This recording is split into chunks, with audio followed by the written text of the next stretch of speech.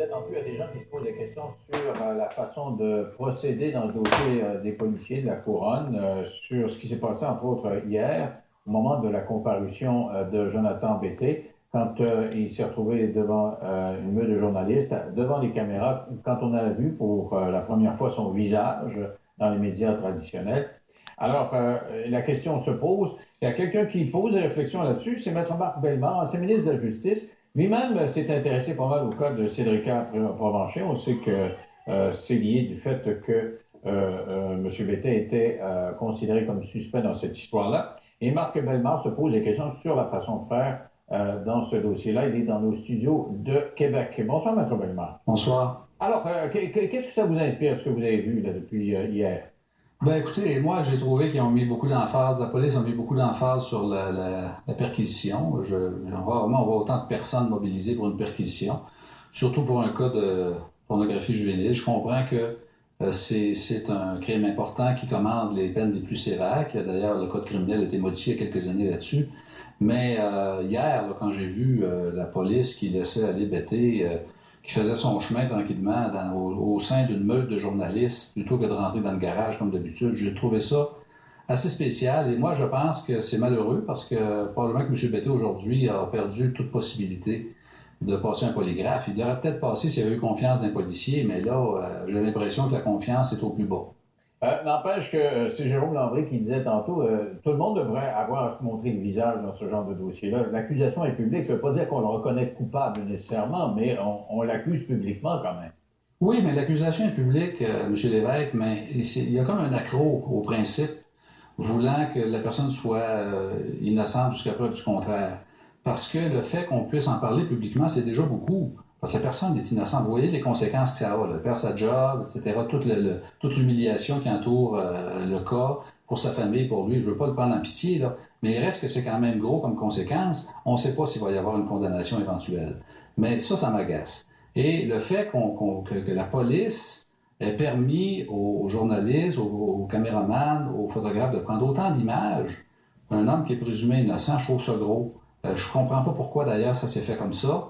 Je me demande si c'est pas une stratégie de la police pour mettre de la pression sur lui. Mais si c'est la stratégie de la police, mettre de la pression, ça fait en sorte aussi que le gars collabore moins au bout de la ligne. Alors, je suis pas sûr qu'un dans l'autre, ils sont bien gagnants dans cette stratégie. Mais il n'a jamais trop collaboré jusqu'ici, là, quand même. Non, mais mettre de la pression, M. Lévesque, là, ça donne quoi, là? Au bout de la ligne, là, même s'il passe un polygraphe, dans l'état où il est actuellement, pensez-vous qu'il va être capable de donner des réponses correctes au niveau d'un polygraphe? La confiance est à son plus bas, là. Et le polygraphe n'est pas admissible en preuve. C'est bon pour les médias, un polygraphe. Il passe un polygraphe, là. Ça va faire la nouvelle jusqu'à Noël, là. Mais pour les fins de justice, il n'y a aucun intérêt à passer un polygraphe. C'est pas admissible en preuve. Que ce soit bon ou que ce soit pas bon. Et un polygraphe, c'est des heures et des heures et c'est des questions et des questions. Alors, il pourrait échouer le polygraphe sur certaines questions, il pourrait réussir sur d'autres. Qu'est-ce que la police va faire avec ça? Il n'y a aucune garantie que la police va libérer M. Bété du fait qu'il passerait un polygraphe qui serait correct, qui serait positif. Alors, moi, je pense que n'importe quel avocat recommanderait à M. Bété de ne pas passer le polygraphe. Il n'y a aucun intérêt. Lui-même, là, parce qu'on parle de lui, on ne parle pas de vous et moi, là, mais lui, son intérêt, il n'est pas là. Et moi, j'ai beaucoup de dossiers au bureau avec des assureurs qui veulent faire passer des polygraphes. Ils disent « Ah, monsieur, vous réclamez parce que votre maison passe au feu, vous voulez avoir 200 000 $, mais on pense que c'est vous qui avez mis le feu, fait qu'on va vous faire passer un polygraphe. » J'ai toujours refusé parce qu'il n'y a aucun intérêt. C'est pas le polygraphe qui va juger l'individu, c'est un juge de la Cour supérieure ou de la Cour du Québec.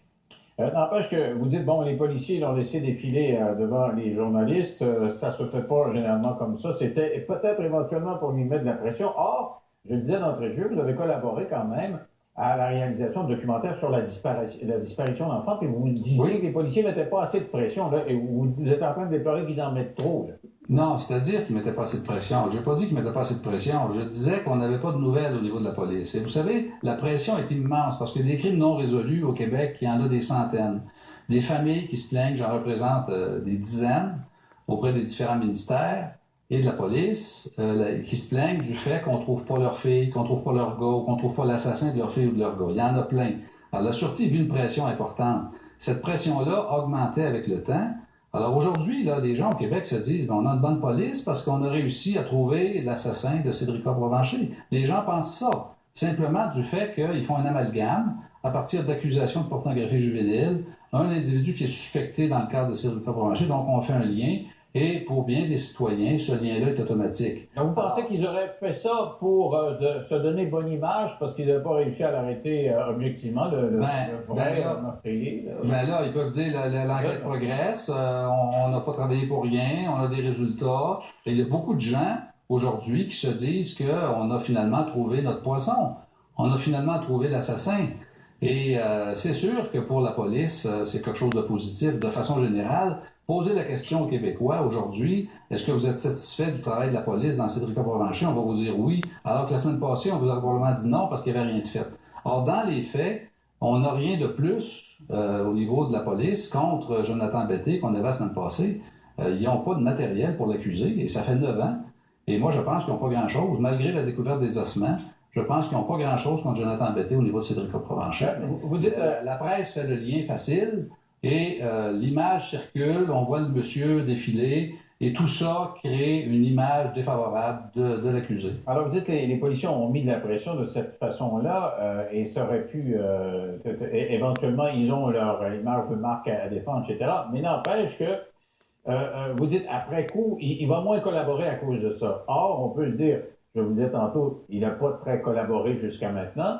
Et en plus de ça, les policiers, vous dites, il fallait pas le traiter de la sorte parce qu'il risque de se fermer comme une huître. Mais d'un autre côté, l'avantage, c'est pas de lui mettre la pression et de sentir que, écoute, là, on n'est pas loin. Si tu es vraiment le meurtrier, on n'est pas loin du but. Et si on n'est pas loin du but, tu peux paniquer. Donc, instiller une panique chez lui s'il est effectivement le... Ouais, mais écoutez, s'il n'y a rien à se reprocher dans l'affaire Cédrica Provencher, si l'histoire de la Cura Rouge, c'est une fausse piste, une fois qu'il a dit que c'est pas lui, là, parce qu'il a déjà rencontré les policiers, il a été rencontré déjà par la police, c'est pas nouveau, là. Alors, qu'est-ce que vous voulez qu'ils disent de plus? La personne qui a rien fait dit « j'ai rien fait ». Et après, ben, c'est tout. Il a rien fait. Il dit qu'il a rien fait. Alors, qu'est-ce que vous voulez dire de plus? La discussion est assez simple. La personne qui a fait quelque chose et qui doit expliquer les circonstances, est-ce qu'il y avait des complices? Là, ça peut compliquer un petit peu les interrogatoires, puis ça peut amener la police sur d'autres terrains. Mais l'individu qui dit « j'ai rien fait à un moment donné, ça a beau durer des heures ou des journées. Collaborer, ça veut dire quoi? Ça se peut que ce soit lui, mais dans notre système de justice, c'est à la couronne à faire la preuve que l'individu a commis ces crimes odieux. Puis là, on parle d'enlèvement et on parle d'assassinat. Alors, et puis la piste de la Cura Rouge, là, bon, ça vient d'où? Là? Il y a des gens qui ont vu une Cura Rouge qui rôdait autour de l'endroit où Cédrica a été vue pour la dernière fois en juillet 2007. Mais depuis qu'on a lancé l'idée du documentaire, depuis 1 an, on a, nous, des gens très fiables qui nous disent qu'ils ont vu des autos grises puis qui ont vu des autos vertes. Mais alors, à la découverte des ossements, pour la première fois, la SQ avait admis qu'effectivement, il y avait la Cura Rouge était dans le portrait. Oui, ça fait longtemps qu'il en parle, puis J.A. en avait parlé aussi. Mais n'empêche, je vous sens dubitatif. Vous étiez venu ici me parler au moment de la production de ce documentaire-là, puis vous aviez d'autres pistes que celle-là, celle de M. Betté. Est-ce que, d'après vous, elles sont toujours valides, ces autres pistes? Oui, tout à fait. Il y a plusieurs suspects. Vous savez, au fond, il y a 3000 personnes au Canada qui sont accusées chaque année de distribution et de possession de pornographie juvénile. Alors, tous les gens tous les hommes qui ont des travers dans leur comportement sexuel, qui ont été accusés, qui ont été condamnés, il y en a plein, là. Des gens qui ont des troubles mentaux, il y en a plein, là.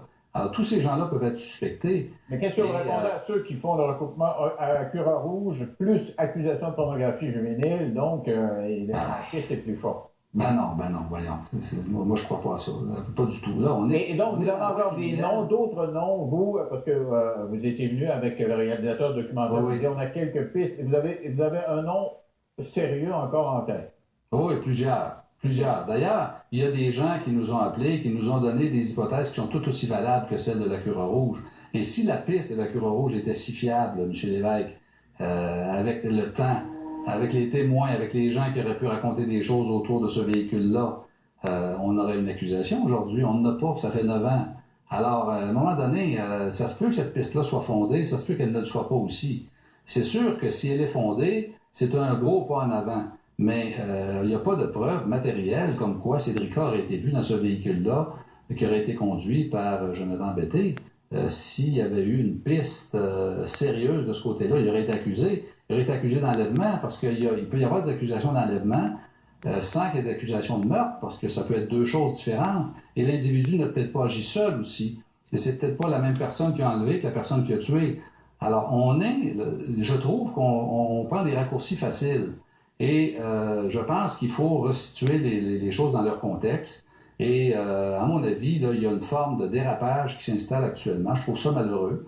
Et on verra. Moi, j'ai confiance qu'éventuellement, il y ait des accusations. Il y a un bon procureur au dossier au niveau de la pornographie juvénile. Il sera jugé. Puis s'il est jugé coupable, je lui souhaite le pire, M. Lévesque. C'est bien évident parce que c'est un crime odieux et grave, la pornographie juvénile. C'est bien évident.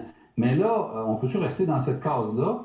Parce que sur l'autre case, On est encore à case zéro du côté de Cédrica. OK. Merci beaucoup, Maître Bellemare. Ça me fait plaisir. C'était intéressant parce que Maître Bellemare nous présente une autre version, celle qui n'a pas été privilégiée. Lui, avec un réalisateur, s'est intéressé à ce dossier-là et il dit on a d'autres pistes très sérieuses.